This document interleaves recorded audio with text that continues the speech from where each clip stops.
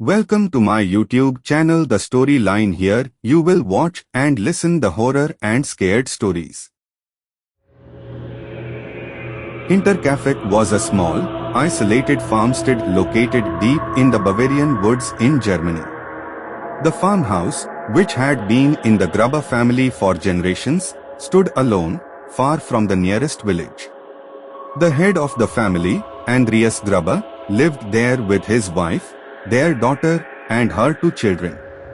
It was a quiet, somewhat airy place, hidden from the rest of the world. Andreas Gruber, a farmer in his 60s, was a man of few words, often described as stern and reclusive. His wife, Kajilia, was in her 60s too, frail and not much help with the daily chores. Their daughter, Victoria, was in her 30s, widowed, and had 2 children of her own, a boy named Joseph and a girl named Cecilia. Although their lives were quiet, things had started to take a strange turn in the months leading up to the horrific events. Andreas began to notice strange things happening around the farm. One of the first signs was the discovery of mysterious footprints in the snow leading up to the house from the forest, but none leading away. The footprints, he reported, seemed to just appear from the woods and led directly to the barn. No one was ever seen leaving. In the weeks that followed, the Grubers reported hearing odd noises coming from the attic. Strange sounds, footsteps, rustling. At first, they chalked it up to an animal, perhaps a wild creature seeking shelter. But when they investigated, they found nothing. Then, one evening, Andreas Gruber made a chilling discovery. He found a set of keys to the barn, which he hadn't seen before. It was as if someone had been sneaking into his home without his knowledge. Despite his growing paranoia, he kept these strange events to himself, not wanting to alarm his family, but the tension in the household grew.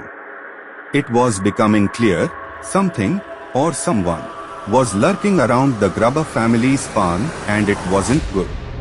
On 31st March 1922, the Gruber family was found brutally murdered. The bodies were discovered by a maid, who had arrived to help with the cleaning chores after a week of not hearing from the family.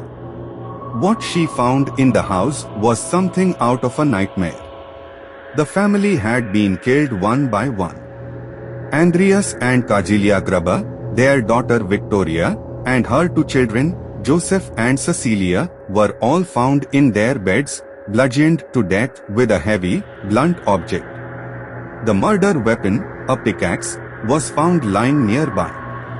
But the most chilling detail of the crime wasn't just the brutal killings, it was what came afterward. The killer didn't just flee the scene. In fact, it seemed like they had made themselves comfortable in the house for several days after the murders. For days after the family's deaths, the killer continued to live in the house.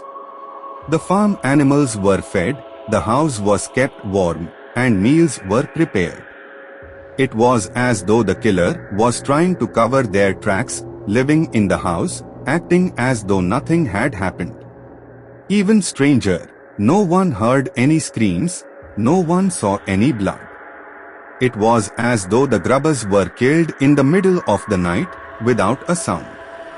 The house, however, was full of signs that someone had been there long after the murders.